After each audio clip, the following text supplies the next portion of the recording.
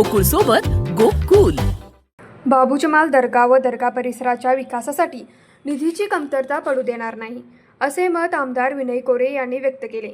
हजरत बाबू जमाल साहेब कलंदर शरीफ दर्ग्याच्या कलशारोहण समारंभ प्रसंगी ते बोलत होते.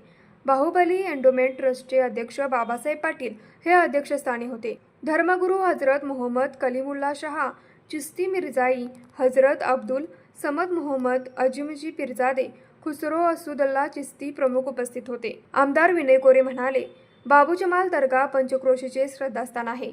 या दर्ग्यास येणाऱ्या भाविकांची संख्या मोठी आहे. येथील सुखसुविधांचा प्रश्न अग्रक्रमाने मार्गी लावू.